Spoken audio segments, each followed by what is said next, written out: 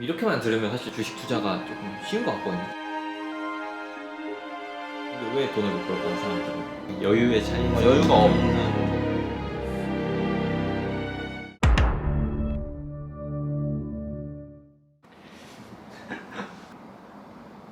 네, 안녕하세요. 그래, 인사성 밝다. 가면 갈수록 인사성이 밝아지네. 난 인사성이 별로 안 좋아서 욕 많이 먹어. 그럼 저한테 인사하는 거 연습 한번 해보세요. 안녕하세요. 나 뭐 고장나서 인사 잘 못해. 사회생활 안 해봐서. 그러면 오늘은 또 어떤 이야기를 들려주실 건가요? 뭐 맨날 똑같은 얘기밖에 못하지. 주식시장 맨날 똑같은 흐름이고 뭐 매일 새로운 일이 일어난다지만 사실 똑같은 얘기 아니겠어. 근데 그런 게 좋은 거죠. 너무 매일 새롭기만 하면 힘들잖아. 그치, 사실 매일 할 얘기가 많지만 근데 어떻게 큰 틀에서 보면 사실 다 똑같은 얘기긴 하잖아. 그쵸. 뭐 똑같은 종목 다루고 몇 달 동안 거의 현대기아차, 뭐 모유스 이런 얘기 똑같이 하듯이 만도 어쩔 수 없는 것 같아. 그게 내 투자 철학이고 어차피 미래 먹거리가 정해져 있고 그 안에서 나는 그냥 사이클을 타는 거고 막 이 종목 저 종목 왔다 갔다 하면 나는 개인적으로 흐름도 놓치고 시장이 쭉 올라줄 때는 주도주만 데리고 가잖아 원래. 그쵸. 통계도 있더만 주도주만 뭐 20년 동안 잘 거래했어도 시장 수익률 대비 훨씬 초과하는 수익률이 나온다. 이제 그런 얘기가 있을 정도로 결국 시장에서는 주도주만 데리고 가는 성향이 아주 크다. 소외주는 아주 계속 소외되기 때문에. 그래서 내가 이렇게 매번 사실 비슷한 종목, 비슷한 업종 이제 그런 얘기를 할 수밖에 없는 것 같아. 내가 갑자기 밑도 끝도 없이 은행주를 들고 와서 통신주를 들고 와서 막 이렇게 이야기하는 거는 시장에서 소외된 얘기잖아. 내가 하는 방식 그대로 이야기하는 게 사람들이 보기에도 조금 더 공감되지 않을까. 그게 맞는 것 같고. 그러면 오늘은 조금 더 동강의 투자 철학에 대해서 자세하게 자세하게 한번 이야기해본다면 저도 비슷한 통계를 봤거든요.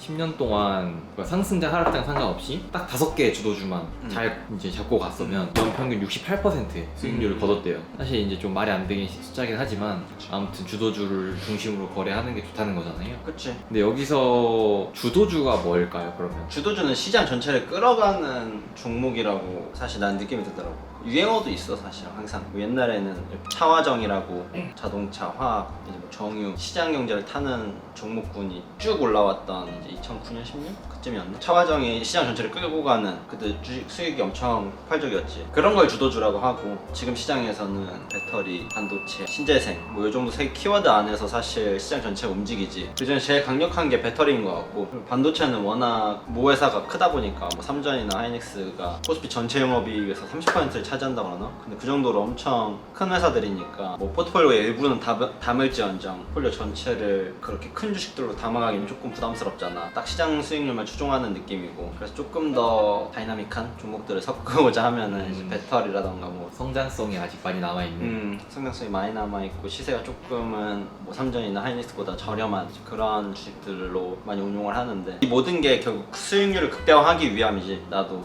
투자 금액은 정해져 있고 그 안에서 이제 사이클을 타면서 나는 그런 주식 거래를 많이 하니까. 근데 주도주라는 게 사실 지나고 나서 아는 거잖아요. 약간 버블처럼. 뭐 그치? 근데 주도주 항상 나는 보면은 느껴져. 사람들 입에 제일 많이 오르내리고 뉴스도 제일 많이 나오고 결국 그런 것들이 주도주가 되는 것 같아. 차화장 때도 그랬거든. 그러면 그때 주도주인 게 어느 정도 윤곽이 드러났을 때 그때부터 주도주를 투자해도 충분히 좋은 수익률을 거둘 수 있나요? 보통은 그렇더라고. 상승장이 막 6개월, 막 1년 안에 끝나는 경우는 잘 없는 것 같아. 조금 쉬었다가 6개월 쉬었다가 막 1년 쉬었다가 다시 올라고 이제 그런 경우가 많았는데 모르지. 근데 주식 투자를 한다는 건 어느 정도 리스크는 감수하고 가는 거니까. 근데 경험상 크게 윤곽이 드러난 상태에서도 훨씬 더 가더라고. 네, 훨씬 더 간다. 내 경험상에서는 우리가 주도주라는 걸 인식하고 나서도 계속 그 종목들만 가게 되더라고. 이렇게만 들으면 사실 주식 투자가 조금 쉬운 것 같거든요. 주도주는 사실 조금만 검색해봐도 확인할 그치, 수 그치. 있고 뭐 조정 줄 때 사서 그냥 버티면 되는 거잖아요. 되게 쉬워 보이지. 근데 왜 돈을 못 벌까요, 사람들은? 이게 막 사람들이 관심을 갖기 시작하는 시점은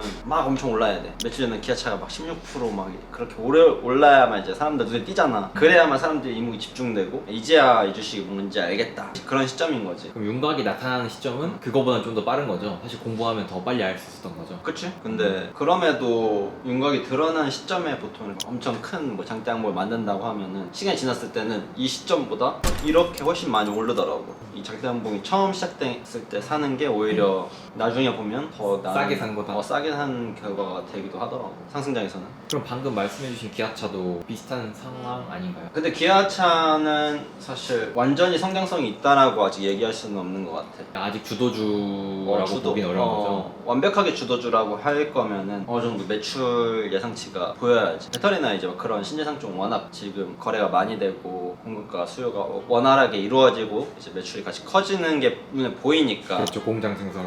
이제 그런 흐름이 보이는데 사실 아직 이런 뭐 기아차나 자동차 업종은 지금 어떻게 보면 기대감이 많이 반영된 가격이기도 하잖아. 그거네, 우주산업 ETF? 그 인베스트가 얘기해가지고 엄청나게 올랐잖아요. 그런 그치. 느낌이네요. 그치. 이제 막 운을 띄우기 시작하는 시점. 근데 물론 매출로 이제 그 이어진다 그러면 주가의 상승을 이제 쭉 우상향할 수 있겠지만 그렇게 보면 테슬라도 모델 3를 본격적으로 상용화하기 시작하면서 주가가 확 올라가는 것 같아요. 그치. 그 전에도 이미 엄청 많이 올랐지만 상용화하고 이제 판매가 시작되면서 폭발적으로 올랐잖아. 작년에만 7배가 올랐고. 그러고 나서 우리가 테슬라 진짜 대단한 주식이다라는 걸 인지했음에도 훨씬 더 오르잖아. 이미 그건 몇 년 전에 이제 사람들이 다 알았음에도 그렇죠. 주식이랑 좀 그런 것 같아. 주도주는 사실 어느 정도 시장에 다 노출되어 있고 이제 그 안에서 사이클을 잘 타느냐 못 타느냐. 그러면은 정말 너무 비트코인처럼 관심이 1도 없는 사람들도 막 뉴스에서 떠드니까 그때 가서 이제 듣는 경우가 많잖아요. 그럼 보통 주식을 해서 돈을 못 버는 경우는 이제 그 정도로 정보가 너무 늦어서 인 건가요? 결국 관심도겠지. 자기 돈에 대한 관심, 그 주식에 대한 관심. 그런 정보가 늦다는 건 관심이 그만큼 떨어진다는 거고. 미리 공부를 안 했다는 거. 사실 찾아보면 다 나오잖아 요즘에 뭐. 맞아요. 정보의 비대칭성이 얼마나 크겠어. 이 많은 정보를 어떻게 사람들이 가공하느냐의 차이일 뿐인데 나는 관심도라고 느껴지는 것 같아. 그럼 앞으로 동강 채널은 계속해서 그런 시장 주도주에 대한 인사이트를 들려주시는 방향으로 운영하실 건가요? 그렇지 않을까? 사실 내 자체가 주도주에만 관심이 있고 이제 그 중간중간 사이클에 뭐 다른 업종들이 조금씩 관심 받는다 이제 그러면은 그런 얘기는 할 수 있지만 진짜 시장에서 동 떨어진 얘기는 나는 내가 관심이 없어서 얘기가 안 나와.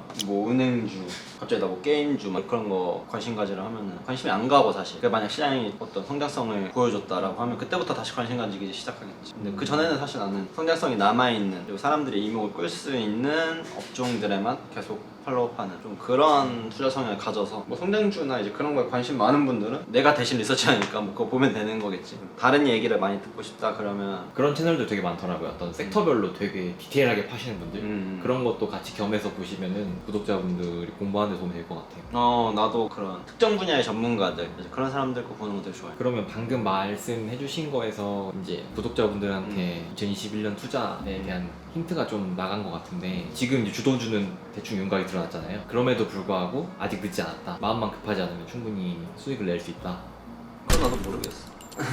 시장이 어디까지 이익 반영실을 반영했는지 이제 그런 변수들이 너무 많기 때문에 주식시장에서 내가 언제나 지금 사도 된다, 뭐 지금 팔아야 된다 이런 이야기를 하는 것 자체가 되게 의미 없다고 느껴지는 것 같아요. 내가 그런 얘기를 할 수 있는 것도 아니고 시장은 언제나 훨씬 더 성장성이 남아있는 산업에 대해서 땡겨와서 주가에 반영하는데 그 얼만큼 반영되어 있는지 어떤 수치적으로 나와 있는 게 많이 없기 때문에 미래의 이익을 모르는데 그걸 미리 땡겨와서 지금 반영하고 있는데 그랬을 때 내가 어떻게 오른다 내린다라고 얘기할 수가 없는 거지. 그래서 조금 막연하게 막 어차피 4천 간다 막 5천 간다 그런 얘기도 할 수 없는 게 물론 언젠간 가겠지. 근데 이제 그런 허무맹랑한 얘기를 하고 내가 사람들을 투기판으로 들여올 수는 없으니까 그런 얘기가 옛날에는 부담이 안 됐는데 요즘엔 더 부담이 되는 것 같아. 내 채널을 뭐라고 이렇게 많이 보는지 난 그게 좀 부담돼.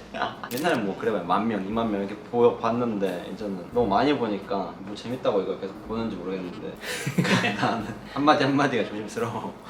옛날 같지 않아. 그러면 마지막으로 제가 그 기사를 봤거든요. 자산이 10억 있으신 분들, 10억 이상 있으신 분들은 작년에 40%의 수익을 봤대요, 평균적으로.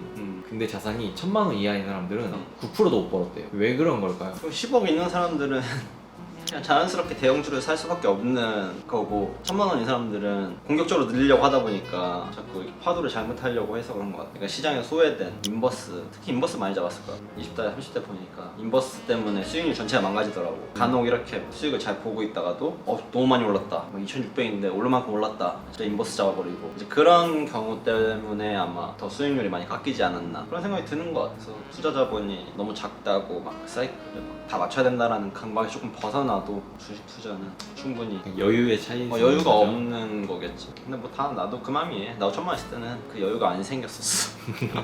그걸 뭐 다 돈 벌고 나니까 이제 할 수 있는 얘기니까 당연히 그거밖에 눈 안 들어오지. 나도 그랬었고 천천히 계단을 밟는다는 생각을 해야 되는 것 같아. 1,000만 원, 2,000만 원, 3,000만 원. 복리가 이제 붙고 근로소득이 추가로 투입되면은 사실 시드가 커지는 거는 되게 급속도로 커지거든. 단순히 1,000만 원이라고 하면 1,000만 원 안에서 계속 불리려고 하지 말고 근로소득도 계속 저축하면서 시드를 키워나가고 잘 운용하면서 대신 이 안에 투기성이 없어야 되지. 그래서 중간에 한번 이제 갑자기 눈이 헷갈려 볼 때가 있거든. 한 10% 20% 막 잘 벌다가 어느 날 진짜 이거는 하방이다. 또 인버스를 자기도 모르게 미스 땡겨서 하는 경우가 엄청 많아. 그런 실수들을 많이 없애면은 사실 장기로 봤을 때 투자 금액은 생각보다 빨리 늘어난다. 알겠습니다. 오늘은 시장에 특별한 이슈가 없어서 이런 이야기들로 주로 했는데 오늘 또 좋은 이야기 들려주셔서 감사합니다. 좋은 얘기야 맨날 하는 얘기지. 그럼 또 다음 시간에 뵙겠습니다. 여러분 안전 투자하세요. 안녕.